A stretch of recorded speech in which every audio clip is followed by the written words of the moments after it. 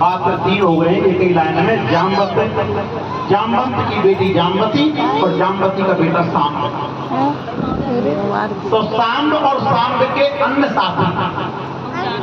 एक बार सबने विचार किया कि दुनिया में जो संत घूमते हैं, ये संत सब केवल और केवल अपनी जीभ का स्वाद करके, बाकी का सज्जन एक बात याद रखिए, संत शब्द का अर्थ है साधन अंत। जिसने जीते जी अपनी भावनाओं का अंत कर दिया है, जिसने जीते जी अपने विचारों का अंत कर दिया है, ऐसे उसका नाम है संत। तो संसार सागर में जो संत हमको देखने के लिए मिलते हैं, ये व्यर्थ में घूमते हैं और जीव का चंपन करते हैं।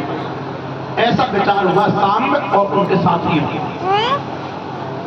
वे सब इकट्ठे होकर के भगवान श्री कृष्ण के पास में जो जितने भी संत रहते थे, उन सभी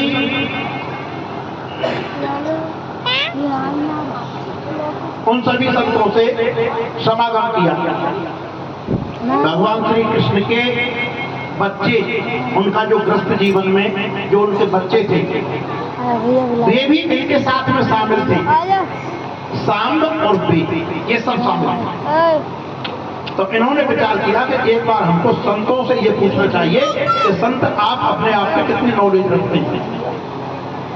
सज्जनों, सांब के उदर में, मीन्स पेट में, और कपड़े जो होते हैं, कितने कपड़े फटे पुराने, वे सारे के सारे फटे पुराने कपड़े सांब के उदर में भर दिए गए, पेट में भर दिए गए। सांब को कर दिया आगे आगे, और भगवान श्री कृष्ण के बच्चे उनके साथ में एक साथ मिलकर के सब और संतों के एक आश्रम पर पहुंचे।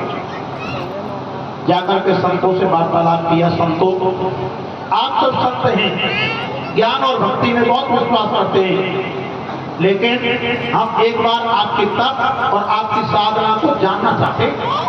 क्या आपके अंदर वास्तव में साधना और तप है या नहीं? इसके लिए आप हमें बताएं कि आपके समक्ष ये जो स्त्री जो खड़ी हुई है, जो कि सांब का स्त्री वेश बना करके ले गई थी, इसलिए उसकी ओर संकेत किया कि आपके सामने जो स्त्री जो खड़ी हुई है, इस स्त्री के गर्भ में लड़का है या लड़की है, अथवा कोई इन दो के बाद कोई अन्य जीव है, आप हमें बताइए। संत जन कहने लगे, हाँ हमें तप है, हम साधनाशील हैं, आपने जो प्रश्न पूछा है हम आपकी बात का जवाब जरूर देंगे, लेकिन याद रखिए कि इसके गर्भ में ना कोई लड़का है ना कोई लड़की है, और ना ही कोई और अन्य जीव है। ये सब कहने लगे, महाराज क्यों? तो फिर क्या है इसके गर्भ में? सज्जनों देखिए, संत तो साधनाशील होते हैं, वे तपस्वी होते हैं, और उन्होंने जो अपने विवेक से जवाब जो दिया है वो ठीक किया है। भाई इसके गर्भ में ना कोई बेटा है ना बेटी है, लड़का है ना लड़की है, लेकिन इसके गर्भ से एक लोहे का मूसल, जैसे अपन हल्लड़ कूदते जैसा मूसल, इसके गर्भ से एक लोहे का मूसल पैदा हुआ। ठीक है, उन्होंने ऐसी आकाशवाणी कर दी और वे सभी इकट्ठे होकर के वापस लौट गए। समय निकलता गया। श्रोता बंधु को याद रखिए, जब समय समीप आया तो सांब के गर्भ से एक लोहे का मूसल पैदा हुआ, जैसा अपन हल्लड़ कूदते हैं इस टाइप का मूसल पैदा हुआ। उस मूसल को ले जा करके और भगवान कन्हैया जी के जो बच्चे थे, उन्होंने उसे ले जा करके अपने नाना उग्रसेन के लिए दे दिया। महाराज उग्रसेन उस मूसल को ले जा करके और समुद्र के किनारे गए। समुद्र के किनारे जाकर के मूसल को, जैसे अपन लिया कस को गोला कस को करते हैं ना, ऐसा कस किया उसको, मूसल को इस तरह से घिसा, उसको कसा। अब आप समझते हैं कि पीछे पीछे घिसने के बाद भी पीछे पीछे एक इतनी बड़ी डुबकी बच गई, वो तो बचनी थी। आप तो एक छोटा सा एग्जाम्पल लीजिए, जब हम और आप एक गोला कसते हैं तो गोला को कसते कसते भी लास्ट में एक रोटी बच जाती है जो उस पर कसाई नहीं आती है। अगर हम उसको और ज्यादा कसते हैं तो अपने अंगूठे और उंगलियों में लगने लगती है, इसलिए वो रोटी बची। बाकी का जो जितना भी बड़ा मूसल था वो पूरा का पूरा घिस गया, बारूद सी बनी उसमें से। मूसल की जो बारूद थी, उसके जो लोहे के जो कण थे, उस सारे को लेकर के महाराज उग्रसेन ने समुद्र के किनारे फेंक दिया। ठीक है सज्जनों, जो चूरा था लोहे का, उस चूरे से समुद्र के किनारे पर एक घास पैदा हुई। अच्छा, घास कैसी थी? घास ऐसी थी जो बहुत लंबी, लेकिन उसके नीचे जड़ें थी, जड़ बहुत वजनदार थी, जड़ बहुत वजनदार थी, मोटी मोटी जड़ें थी उसमें, जिसको ढंग से पकड़कर यदि किसी को दे दिया जाए तो कहने का मतलब एक बार देने के बाद और दोबारा उसको उठाना जाए। इस प्रकार से वे जड़ें वजनदार थी। याद रखिए सज्जनों, घास जो पैदा हुई थी उस घास का नाम था ऐराक नामक घास, ऐराक। ठीक है, यहां तक की बात चलती रही। टुट्टी को महाराज उग्रसेन ने समुद्र में फेंक दिया, सरोवर में। एक बार एक शिकारी उस समुद्र के समीप आया। शिकारी का काम था कि नित्य प्रति जाल डाल करके मछलियों को इकट्ठा करता था। नाला के बांध में बेटा, अब जब वो लोहे की टुट्टी यदि समुद्र में फेंक दी गई तो भाई जिस किसी जीव के हत्या चढ़ जाएगी कोई खा जाएगा।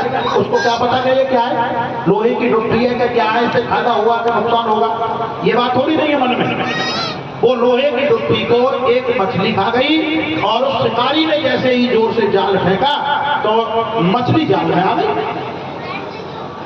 सज्जनों याद रखिए, शिकारी जो था वो शिकारी कौन था?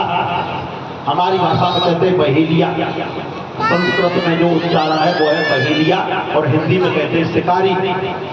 भगवान श्री रामचंद्र जी ने चक्कर के बाण दिया था बाली में, जब बाली मारा था। आज वही बाली इस जगह पर शिकारी बना है।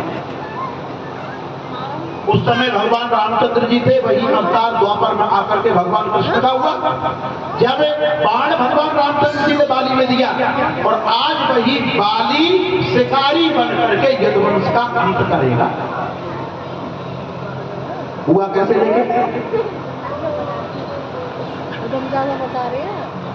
शिकारी ने मछलियों को जाल में लिया, घर ले गया। शिकारी है, शाम को उसकी शिकार बनाई तो एक मछली के गर्भ से लोहे की टुट्टी मिली। शिकारी ने बड़ा विचार किया, यार समुद्र में लोहे की टुट्टी कहां से आ गई, आखिर क्या है, अब इसका क्या करें।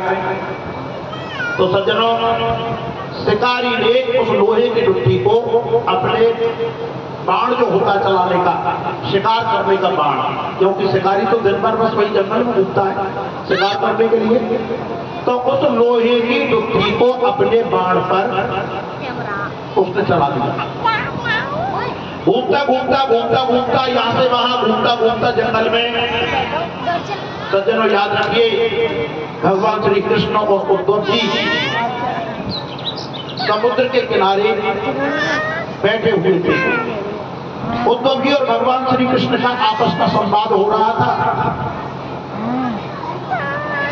उद्धव जी ने एक बात कही, अच्छा कन्हैया जी बात सब ठीक है, लेकिन अब हम अपने कार्य की समाप्ति के लिए चलते हैं, क्योंकि अब हमारा अंत होने वाला है। इसलिए अब हम अपने जो कार्य हैं उनकी समाप्ति के लिए चलते हैं। सज्जनों ध्यान रखना, उद्धव जी रसखान, उद्धव जी जो हैं ये आगे चल करके रसखान हुए, जिन्होंने भगवान श्री कृष्ण के श्रेष्ठ और अच्छे से अच्छे पद लिखे, जो हमको और आपको आज भी हिंदी और संस्कृत में पढ़ने के लिए मिलते हैं। ठीक है, भगवान कन्हैया जी ने भी विचार किया कि अब यदुवंश की समाप्ति का समय आ गया है, इसलिए अब मुझे भी यहाँ से निकलना चाहिए। उद्धव जी अपनी राह ले गए और भगवान कन्हैया जी समुद्र के किनारे से वापस जंगल की ओर आ गए।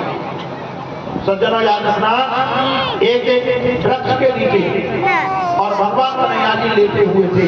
भगवान कन्हैया जी के बाएं पैर में एक चमकता हुआ पदम था। दूर से जब वो दिखाई देता था तो दूर से दिखाई देने पर ऐसा लगता था जानो तो ये हिरण की कोई आंख है। दाएं पैर के घुटने पर बाएं पैर की एड़ी रख करके भगवान कन्हैया जी अपनी पीठ लगाकर पेड़ के सहारे लेटे थे। इसका मतलब ये हो गया बाएं पैर में पदम है तो वो पदम इस प्रकार से सामने की ओर और बहुत तीव्रता से चमक रहा था, जैसे किसी हिरण की आंख हो।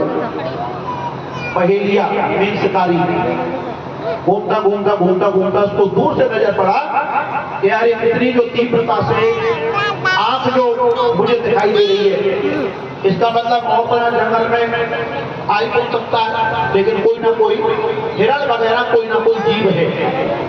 सज्जनों ध्यान कीजिए, उसने निशाना साधा और निशाना साध करके शिकारी ने बाण छोड़ा। बाण ऐसे हिसाब से छोड़ा कि उस बाण से वो बाण बिल्कुल ठीक पड़ी जो भगवान कन्हैया जी के बाएं पैर में पदम था, उस पदम पर आ भगवान कन्हैया जी जोर जोर से चिल्लाए, हाय क्या हुआ, हाय क्या हुआ, अरे क्या हुआ। शिकारी को आवाज सुनाई दी कानों में। शिकारी बेचारा भागा भागा आया और शिकारी ने देखा वास्तव में ये तो कोई जीव नहीं है, लेकिन शिकारी भगवान कन्हैया जी को जानता नहीं है। अब उसके मन में एक साथ बातें आ रही हैं कि पता नहीं कौन है, लेकिन ये तो कोई आदमी है। मैंने समझा कि कोई हिरण है, लेकिन ये तो कोई आदमी है और मेरे हाथों से आज आदमी की हत्या है, एक जीव की हत्या हो गई। भगवान श्री कृष्ण कहने लगे, भैया शिकारी, इसमें दोष आपका नहीं है, निश्चित रूप से इसमें दोष मेरा है, इसलिए कि आज आपने अपना बदला मुझसे ले लिया। मैं जब आपसे पहले राम था और आप बाली थे तो मैंने भी आप में इसी प्रकार से छिटकर के बांध दिया था, और जब मैंने छिटकर बांध दिया तो आपका अंत हो गया था। और अब इस जन्म में आप वही बाली शिकारी हैं और मैं वही राम से बदल करके कृष्ण हो गया। मैं उस समय राम अवतार में था और आज मैं कृष्ण अवतार था, इसलिए इसमें आपका कोई दोष नहीं है। जो मैंने किया वही आपने किया। सज्जनों ध्यान रखिए, आज उसे शिकारी के बाण से और यदुवंश का इसी जगह पर अंत हो गया। भगवान कन्हैया जी का अंत हो गया, वे अपने लोगों को सिधार गए। यदुवंश की कथा का वर्णन मुनि सुखदेव जी महाराज ने राजा परीक्षित को सुना। बोलो बाल कृष्ण भगवान की